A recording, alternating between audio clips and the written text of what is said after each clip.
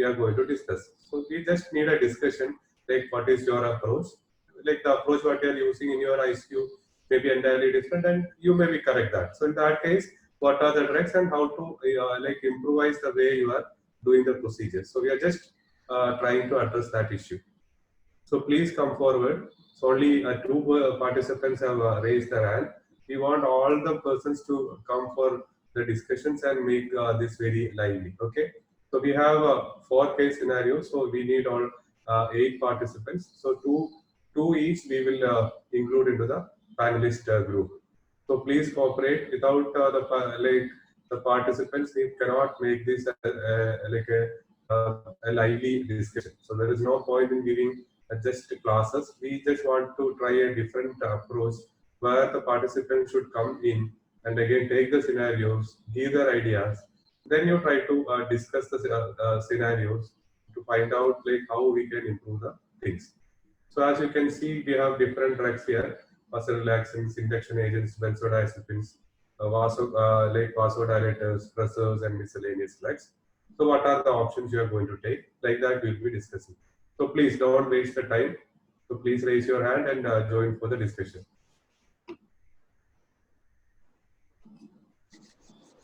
Okay, good evening. Our format is simple. Dr. Anup has already.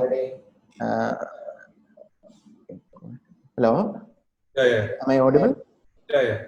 Okay. Already described. Like this is a platform where we'll 4 different case scenarios, and whatever you select, whichever you drugs select for your pre-medication, induction, for paralyzing, pressor agents, vasodilators, or be it opioids or some miscellaneous drugs, we'll try to just look into some of the salient features of the pharmacology and how to use it, and then we'll make it a clinical patient rather than. Dear friends, please come forward. I want more participants to enter into the discussion so that we can start the discussions. And here afterwards, we will be having only one classes per day, because otherwise it's becoming too lengthy and we are getting other feedback like that. So please come forward and again give your suggestions about the next day class also. So tomorrow we are planning ABG as discussed before itself. So we will be having different case scenarios discussions, and with that case scenarios we will learn how to interpret the ABG, and again more than knowing how to interpret the ABG, how to implement that in your clinical practice. The whole aim of these classes are not to make you better for the exam preparations, but to make you more capable of effectively managing your patients. Okay, so that point you have to keep in mind. Obviously, by effectively managing these patients, you will be becoming more and more equipped for your exams as well. Okay, but this is not an exam-oriented discussion. Please keep in mind. So I want more people to raise their hand and come for discussion. So can the Fibula and Dr. Sumesh, can you introduce Dr. Chandani also? Hello, sir. I'm Dr. Sumesh from Thrissur General Hospital. Yeah. You're a physician, right? Yes, sir. Yes. Dr. Chandani? Sir, I have completed my house surgency from Allahabad Medical College. Okay, fine. And Dr. Fibula? Fibula, you will have to unmute yourself. Please unmute.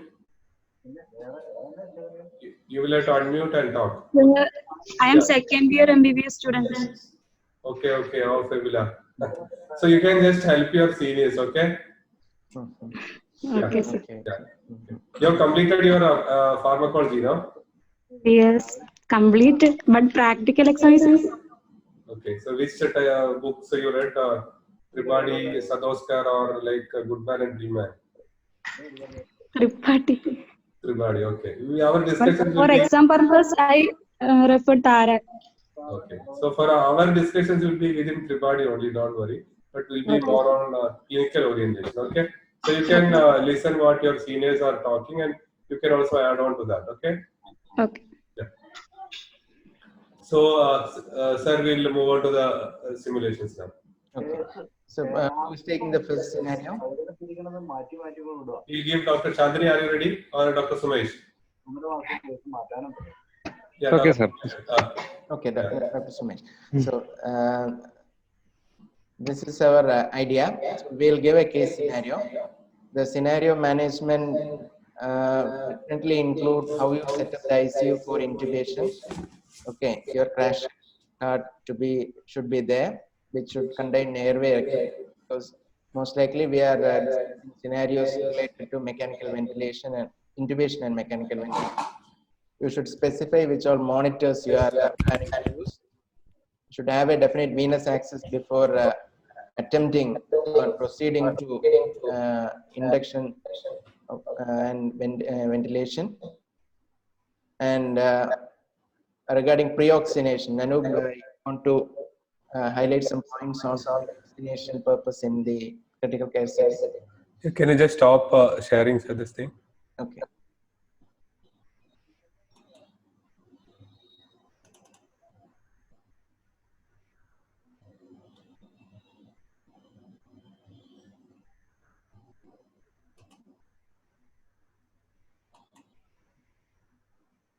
Can you see now? Yeah.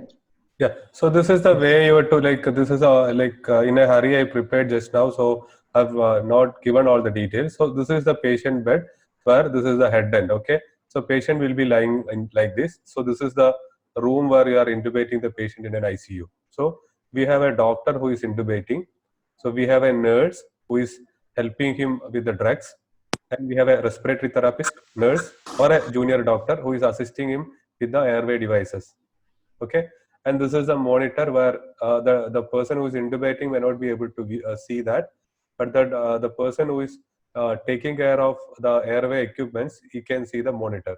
So he should be watching the monitor. Okay, and here there is a ventilator which is connected, ready to connect to the patient, and there should be another person who is at the foot end of the patient, who is ready to run and get the things in case of an emergency. So this is a minimum requirement when you are ventilating or intubating a patient in the ICU. I'll again explain. So this is the patient head end here. So this is the patient, the person who is having skill in intubation. So this is the nurse who is taking care of the drugs. So this is the nurse or like a junior doctor or a respiratory therapist who is taking care of the airway equipments, and all the airway equipments are kept ready in the airway cart. Okay, so this we'll discuss about the airway cart and the drug cart in detail. And we have a monitor here which is connected, and again this is the ventilator which is set and ready, which we have already discussed, and there is a running nurse.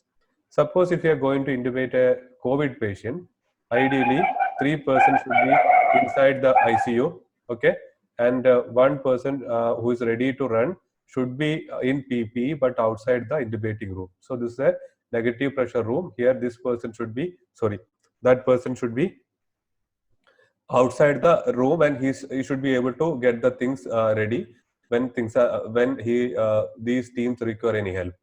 Or if you have a senior person in the ICU like a consultant, he can also stand here or near the airway person to help him. Okay, and again you should have before starting that, you should have a suction checked and connected. The oxygen port should be checked and connected, and the ventilator also should be checked with the test ventilator, and things should be kept ready. The same way you should be having the airway equipments with all the things ready, which we'll discuss. Okay, yeah. So with that I'm stopping that. Any doubt or something if you have, please keep chatting. We can discuss those points. Okay, yeah. And again, regarding the pre-oxygenation in ICU, rather than using manual resuscitator or ambu bag, we can use the breathing circuit of the ventilator. Yeah, so that is another point which you have to keep in mind always. We usually don't go with the ambu bag to pre-oxygenate. So what we can do is our normal ICU ventilator. Initially, you can put it in a non-invasive ventilatory mode, or like a other invasive mode itself with a non-vented mask, because the mask should not have a leak, because you are using a two limb circuit, an inspiratory limb and an expiratory limb. So in that you set up the 100% FiO2 rate somewhere around 20, tidal volume somewhere around 400, then you start inducing the patient, sedate the patient with the the sedative agents. We'll discuss that things. Then you use the muscle relaxant. Even after the patient is paralyzed, the ventilator will take over and you can adjust the ventilation. And again, that is with a 100% FiO2, and if you want, you can adjust the PEEP as well. So that is the ideal way of intubating, especially a hypoxemic patient in an ICU. I do admit that we can use a ambu bag with a reservoir, but always make sure that there is a reservoir attached to the ambu bag or there is a PEEP wall.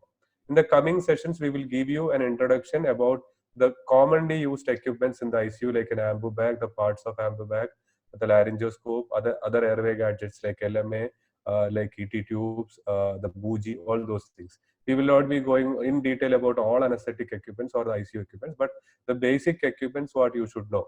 Including an ambu bag, you think that it's very simple, but there are many things you should know about an ambu bag, how to check the ambu bag, what are the parts of the ambu bag. The same way, different types of laryngoscopes, which situation you are to opt which laryngoscope, what is a bougie, all these things you should understand. So that we will discuss in the coming sessions. So back to Dr. Sanish again. Dr. Sumesh, you are with us? Yes, sir. I am with. Okay. Yes. So we'll go to the case scenario number 1. Okay. So the patient is a 54-year-old COPD patient. Is still echo coming from my voice? No, it's clear. Clear. Okay. So non-COPD patient admitted with impending respiratory failure. Okay. He also gives a past medical history of systemic hypertension and dyslipidemia. And the vitals are like this. So you can read the values from the monitor trend.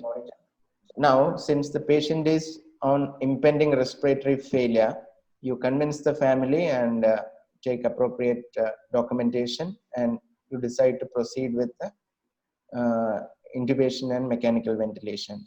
Dr. Sumesh, you can take over now. Sir, can we consider non-invasive ventilation for the first time, first, and then proceed to? Yeah, sure.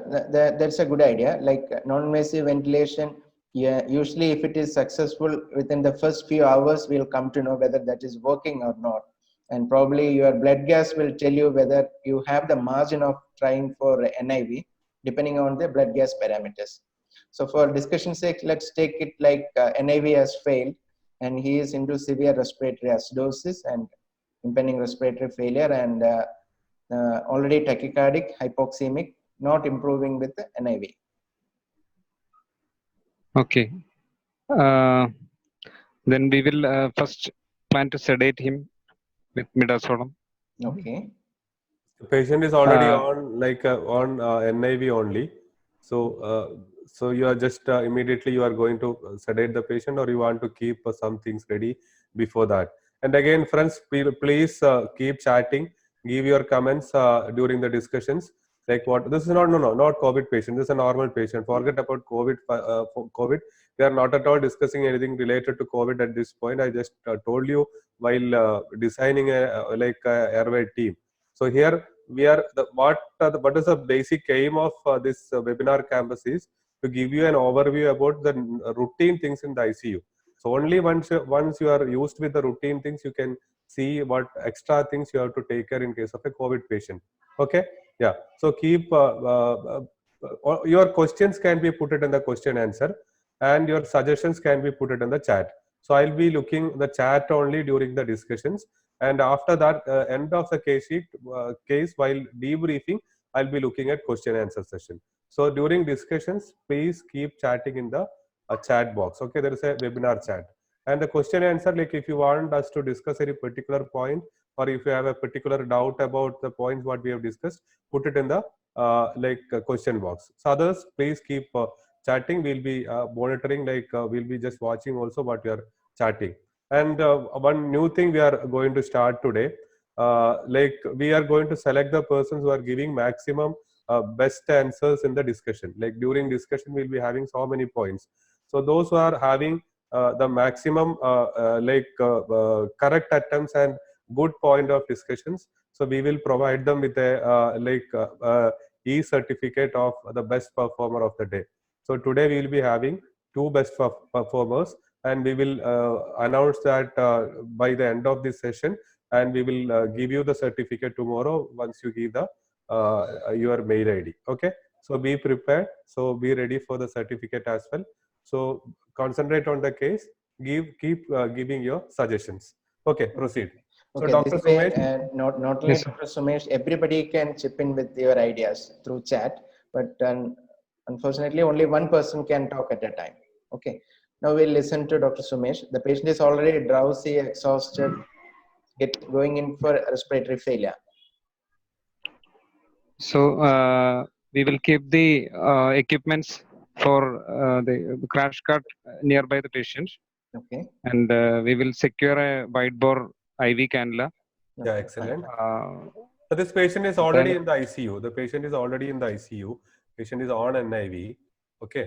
So now the patient is like the cannula, everything is secured. Usually in all the hospitals you might have seen. Now it is not that we are doing everything in an ICU. Okay. I'm basically a critical care physician. So, but by the time we receive the patient in the ICU, the patient would have been seen by a ED physician. So they would have done the basic things, like they would secure the cannula, the ABG would have taken all the basic evaluation they would have done. Okay, so that you have to keep in mind. So if you want to know any data what ED physician has done or the details what ED physician has done, you can ask us.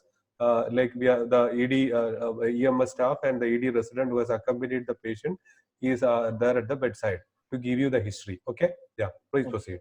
Okay, Dr. Sumesh, what did you keep in mind when you were specific on a wide bore cannula? excuse me. No, what did you keep in mind when you were specifically looking for a good wide bore cannula? So that means like We have to give bronchodilators. IV no, that's bronchodilators. okay. No, what he meant by that question is wide bore cannula means which gauge of cannula, where will you put the cannula, and what all things will you check while securing the cannula. So if there is a cannula already there, what are the other additional things you wanted to check? That is just practical points. You forget about all theory aspects. So we are right at the bedside going to intubate a patient. So you are at the head end. You have nurses and junior doctors with you, so you can tell us what all things you want and what are the things you are going to check out. Okay, there is no one else to like tell you that you have to do that. You are the commander and you are in the commanding position, so you can tell us. And why you are asking the wide bore cannula, you just tell us like what are the things you are looking by or meaning by saying a wide bore cannula. Yes, a gray colored candle. I forgot the gauge. Yeah, it is 16 gauge. That's okay. For the time being, the patient is having an 18 gauge. The BP is on the higher side, so that part is fine. Yeah, we will not take the discussion in that part, about the gauge of cannula, because this will not end anywhere. So that part we will keep in mind. So only two things keep in mind. One thing, at least 18 gauge cannula. So many people are typing. The cephalic vein, cubital vein, all those things you forget. At least try to keep two cannulas, because in case one cannula you miss, you can use the other cannula for giving the drug. So two cannulas, very important thing. What is the other point you have to keep in mind? Very important. Anything other than that? Because if this patient is not having the arterial line, you mean even though screen it's showing, patient is having only an NIBP cuff and patient is having a pulse oximeter.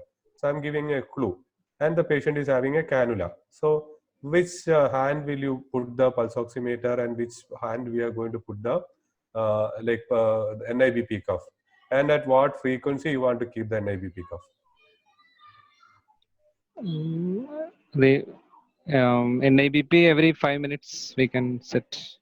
And the cannula, same hand or the opposite? Can in the opposite hand. Otherwise, that is it will always you interfere. have to keep in mind, because when you keep the the cannula and the BP cuff in the same limb, so every time when it is getting inflated, there can be a backflow. Okay, so always try to put the cannula and the pulse oximeter in the opposite hand and the NIBP in the other hand. And another thing you have to keep in mind, this 5 minutes business is for a normal patient, 5 to 10 minutes. So yeah, people have already commented. So some people like 92 CBE 219 and all, I cannot understand who are you. So better name your device or the person, so that I can identify Otherwise, you will miss your gift and certificates. Okay. So please say that. So Jagannath, Lashmi, all those things are all persons are correct. So you can keep at least 2 minutes or 3 minutes. So our BP of you can 1, 2, 3, and 5 minutes. At least I say 2 minutes you can put, so that like every 2 minutes you will get an idea about the changes in BP. Because the moment you start like sedating the patient, the BP can drop because there is a drop in sympathetic drive. Okay. Yeah. Um, Yeah. Continue, Sumesh. um, then ABG, is the ABG results available? Yeah, a pH of 7.1, say a PCO2 of 85 or 90, PO2 of 54, and The electrolytes are normal. Sodium, potassium is normal. So patient is having type 2 respiratory failure, okay. hypercapnia, So that's okay. We are going to intubate. respiratory stress. Yes. Okay. What things you want to tell? The cannula, we have So, the NIBP of 2 minutes, it's there. Pulse oximeter is also connected. so we will adult male. We will take endotracheal tube of size 7.5. Okay. Adult male, he want to take 7.5. 7.5 to. So you want only 7.5 size tube at the bedside ready. Yes, along with the stillet and laryngoscope. Okay. Yeah, your stylet, laryngoscope, and endotracheal tubes are ready. That is ready with the respiratory therapist. So you just kept the things ready. Before the we will sedate the patient with midazolam. Okay. How much midazolam? 3 milligram. Okay. Bedside nurse, can you give 3 milligram midazolam? Midazolam. Okay. So how can we give 3 milligram midazolam? We'll give as a single bolus, or are we planning for a rapid sequence induction, or we are not bothered about that? You are a physician now, Dr. Sumesh. Yes. So you may not be knowing what is rapid sequence. So that will Yes. Fine. Do you know like what is a rapid sequence induction in an ICU? Please explain, sir. Don't worry about it. Okay. So we will give this thing. Yeah, fine. Then the midazolam we want 3 milligram. Yes, sir. Yeah. Okay. Then you have other agents like this. Which one you want to choose? All the drugs are there with the drug card. You can see propofol, ketamine, etomidate, and thiopentol. Which agent you want to choose? Or you don't want to give anything? Patient is having COPD. You have to keep in mind the patient's situation. Don't jump into conclusions. The sisters is saying that our drug cart is having these 4 drugs as an induction agent. Okay. So whichever you don't want anything. Okay, fine. Forget. Then what else you want to do? We'll discuss all these points. Don't worry about that. We will discuss everything. That's why we have selected this class. Yeah. So people are opting different options. Yeah. Then next, midazolam is in. Then.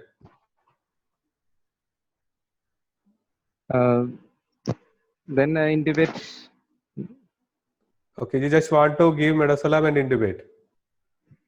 Okay. Muscle relaxation is not preferable if the patient is restless and. Yeah. Okay. So you want to give something like an awake intubation with this patient. Okay. Fine. Okay. So we will stop at that point, Dr. Sumesh, and we'll take the points from Dr. Chandni. Dr. Chandni? Yes, sir. Yeah. Can you want to add something? Are you okay with that? Dr. Sumesh is about to intubate the patient. He has given 3 milligram like midazolam when the patient was on NIV. Then after 3 milligram, he is about to intubate now. So do you want to tell something else? We can give muscle relaxants. Which muscle relaxant? Succinylcholine. Okay, she want to give succinylcholine also. So how much succinylcholine? That I'm not sure about. Okay. So anyone in the group who can come for the discussion, any ED physicians or like ICU physicians, please raise your hand. Any ED physicians, ICU physicians? Yeah, there is one more person. Yeah. Can you introduce yourself? Let me, yeah. Please. Can you introduce yourself? You have to unmute and talk, please. Or you please unmute and talk. Yeah, please. Hello. You can talk now. Hello, sir. Yeah. Hello, sir. I am Dr. Shiv Prasad from Pune, Maharashtra. You are basically. Maharashtra, sir. Yeah, that's right. Basically, sir, I am anesthetist JR3. Okay, you are anesthetist. Yeah, excellent. Yeah. So Yeah, the three. situation you already heard what Dr. Sumesh is going to do. We will debrief that situation. Before that, you want to add something else, or do you have a different approach in this patient? If you have, please tell. No, sir. For induction, we use the combination of propofol and ketamine, and No, just for the how much muscle ketamine? we use the You can- succinylcholine. No. Your bedside nurse is there. You have not kept anything ready. So if you Yes, want to give something, you have to tell No, how many I- ml of I think propofol, how he's- many ml of ketamine, and how much we have to give. For ICU setup, will be with the propofol.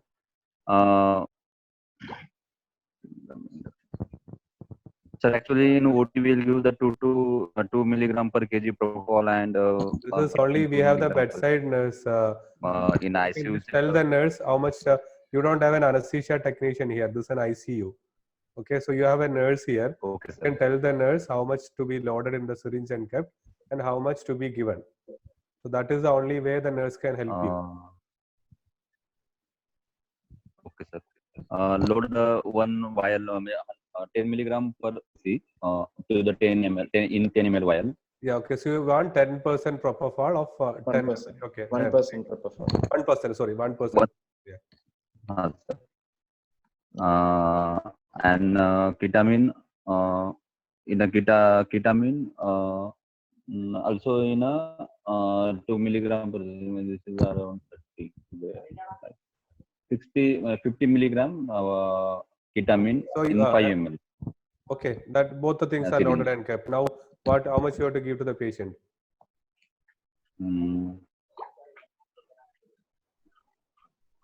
As the patient in a respiratory acidosis and the patient in a respiratory difficulty, so we give the titrated doses of propofol, and to counteract the hypotension, so first give the ketamine and then the propofol. Okay. In a titrated dose. How much ketamine and patient in a propofol? condition. Okay, you tell the nurse how much you want to give and what you are going to observe. How are you planning to titrate now? There is no one else to Patient is titrate. already, If you ask the patient situation, in we will tell distress. you. Okay, sir. First, we give the 60 to 70 milligram propofol. Okay, 7 ml of propofol in. Then the check for the eyelash reflexes and the respiration. Yeah, the patient is still breathing. There is no patient is not completely sedated. Then again give the 30 ml bolus propofol and the flush, normal saline flush. You don't want to look Then the BP. again check. Yes. No. The most common side effect is hypotension. Yeah, the patient BP is already 90/30 now. Okay. Sir, in our setup, we You are in the ICU. patient with the You are in the ICU. You are in the in bedside. ICU, sir. Your nurses is there. Your respiratory therapist is there. You can tell whatever you want. This is you are in you are in charge of this patient. You can tell the nurse, "I am the respiratory therapist. What you want?" Okay. Don't have to explain like what you are doing. This scenario, how you are going to approach. Come on, like it's already 35 minutes. 30 minutes. You are not started inducing. The patient is very sick. Then start the inotropic drip. Tell the nurse to start the inotropic drip to counteract the. Yeah, that's okay. BP is by this time BP is fine. Which inotrope you want? You have all these inotropes. This is saying you have these many options. Noradrenaline. Yeah, okay. Norepinephrine. Yeah, so that we have discussed before. So 2 ampules noradrenaline in 50 ml. This thing is taken, and we have started at what ml? How many ml per minute you want? 2 ml. Okay, 2 ml NORAD is 2 ml. started. Okay, now the BP is 100/70. Okay. The patient is Then on and BiPAP. Desaturating, not taking spontaneous breath. It's You have just given ketamine and propofol. yeah. then if the eyelash reflex is gone or the respiration is not patient is not breathing, then give the succinylcholine 2 milligram kg. How much you want to give choline? 2 milligram per kg. So how much you want? You just tell. In a 50 kg patient, 100 milligram. Okay, so 2 ml choline, sister, please. Okay. So Given. Then we are given You have ketamine. to always propofol, and respond back. succinylcholine. Yeah. So she's saying that 10 like 2 ml 100 milligram choline in. after fasciculation, Patient fasciculation is enough, on intubate BiPAP, the patient. not breathing before itself. Then oxygenate. Then under direct video laryngoscopy, intubate the patient Okay. with ETT 7.5 or 8 according to patient. No, we have told 60 kg. So whichever size you want, your sister will give. So respiratory, I have all the tubes. 7.5 ml. Okay, 7.5 tube given.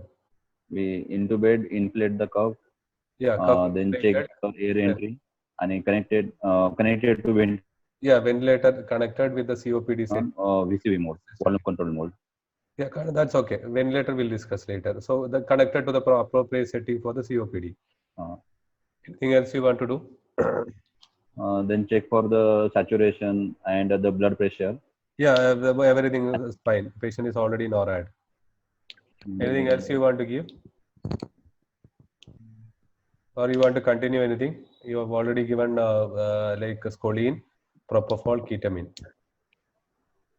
You are an anesthetist called for an intubation in the ICU because critical care consultant was not there. We continue in advice. We continue the patient sedate paralyzed. Then we give the depending on condition of kidney, vecuronium or atracurium. Renal parameters are normal. Then vecuronium and midazolam drip. How much vecuronium? 4 milligram per hour vecuronium. Okay. You want infusion of 4 milligram per hour of vecuronium and midazolam 3 milligram per hour. Okay, 3 milligram per hour of midazolam. That is enough. Yes, sir. Yeah. Anything, Dr. Sumesh or anyone else wanted to add, Dr. Chandni, or any other? So we are going to debrief the situation. Anyone want to add any other points? Sir, if the patient is Yeah, please. Dr. Sumesh, you can continue.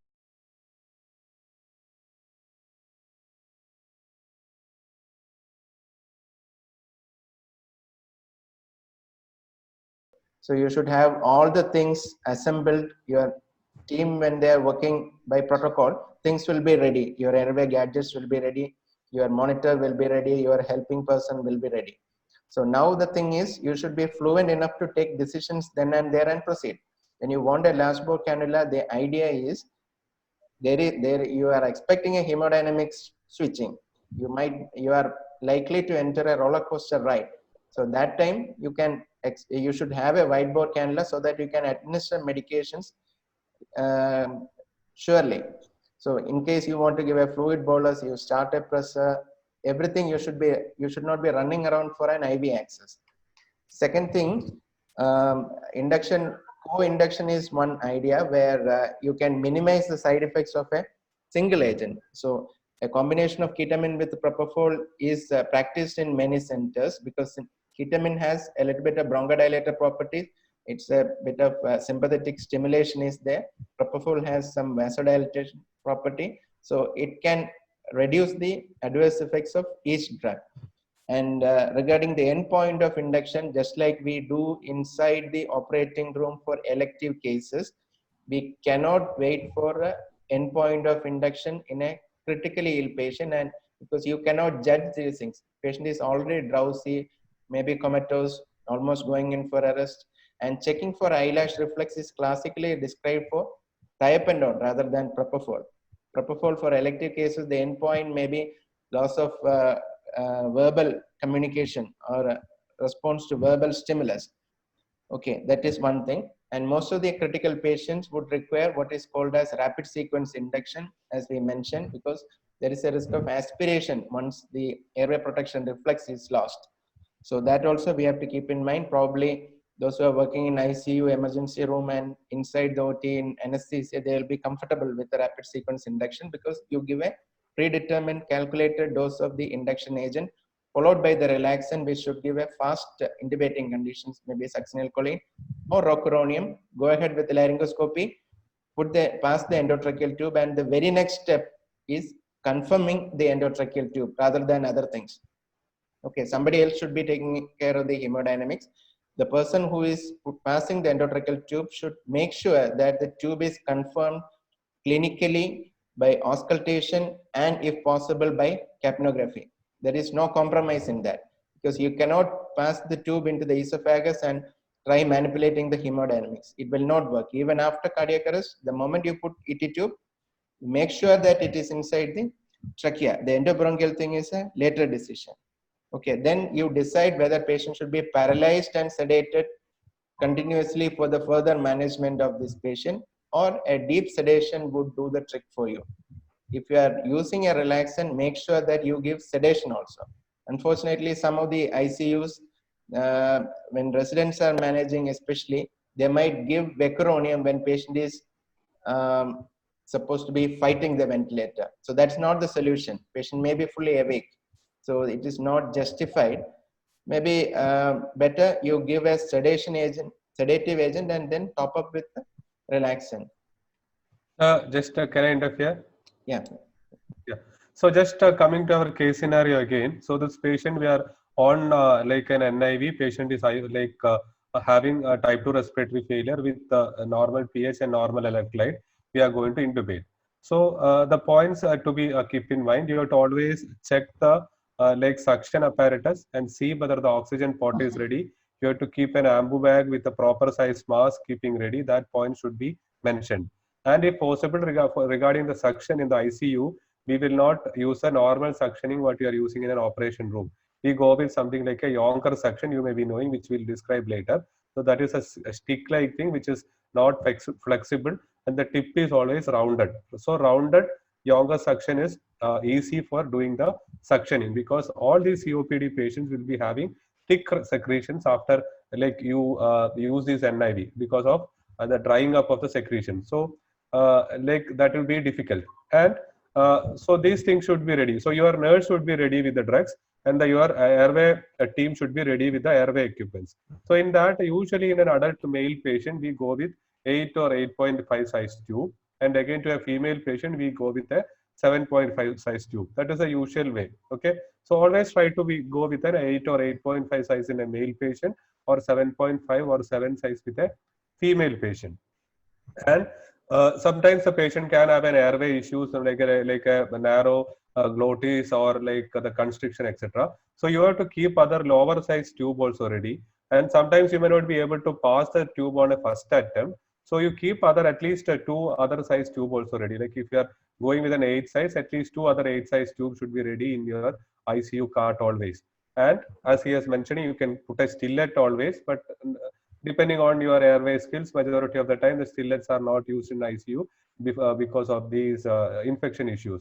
So you can use a sterile bougie instead, where that should be kept ready. So bougie also we will explain in the coming class how to use the bougie. But all those who are listening and who knows bougie, you should have to always keep a bougie also ready. And as I've already told, you should not try to intubate a patient from an NIV. You connect to a NIV in our ventilator, put the patient on 100% oxygen. Thus, none of the persons in the chat or in the discussion has mentioned that.